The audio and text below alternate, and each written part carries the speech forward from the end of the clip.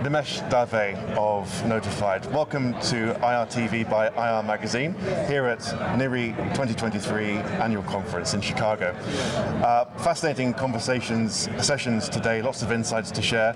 I wondered, what are you taking away from the sessions and conversations around the halls yourself? What are the big takeaways to your ears? So James, thanks for having me here today. I think it's really interesting to be at the NIRI conference in Chicago.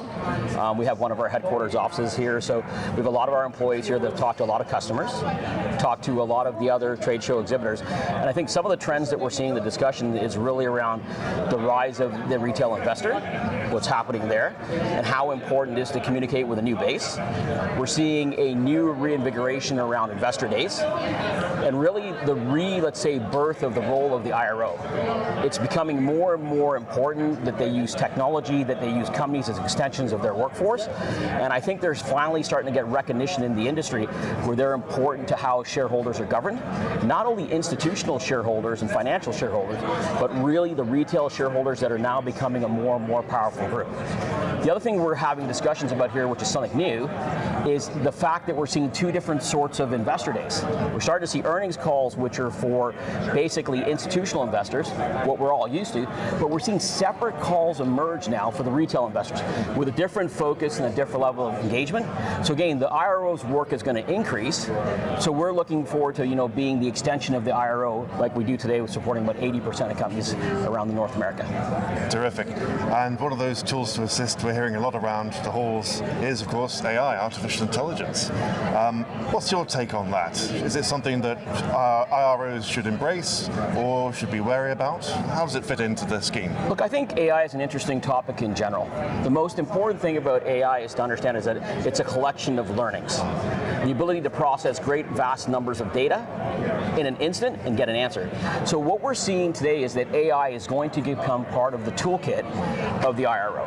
It's going to augment what they do. It's going to make their application of technology, their ability to give answers that are customized to segments much more powerful, but it's an extension of their toolkit. Just like we have operator-assisted calls today, just like we have press releases today, this is going to be an augmentation, not a replacement.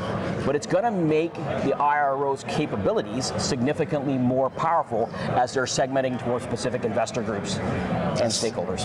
For sure. And what are the risks and challenges associated with AI that an IRO should be aware of? Yeah, I think data privacy is definitely one of them, so using it correctly and using it in the right domain.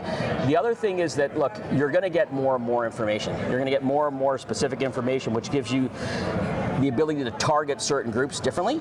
I think you still have to be responsible with that information and not use it just to basically drive up stock values and so on. You have to really think about how you're going to apply that information for the benefit of the actual shareholders themselves. So that's where the IRO has to look at that and say, you know what, does it all have to be perfect? Can I give a perfect answer, or should I work still in the imperfect world? AI will never replace humans. It's never going to give you the compassion, the sentiment, the communication that you're going to get from an IRO.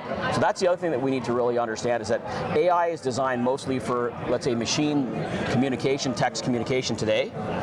The IRO is still that bridge between the stakeholders and real human communication and interaction.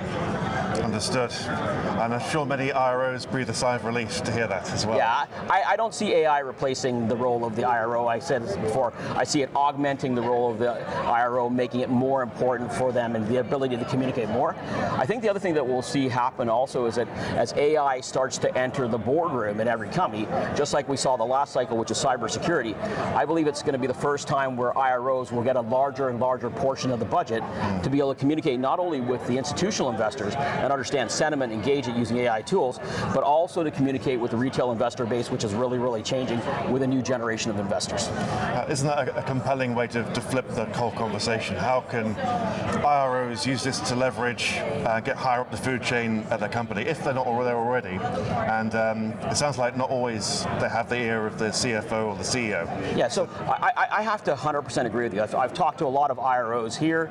I've talked to them about budgets and allocations, and I'll just give you an example, right? Let's say you're managing a brand in the industry today, and you happen to be the chief marketing officer of that brand. You don't really have much of an issue getting a budget to spend to manage the brand and do advertising, create media, sponsor a Formula One car.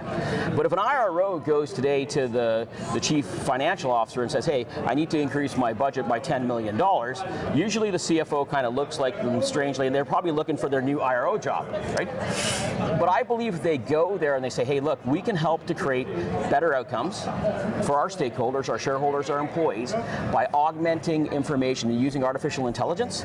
I think you're going to see the CFOs and the CEOs, because it's going to be important at the board level, I think you're going to see the IRO finally start to elevate up the food chain.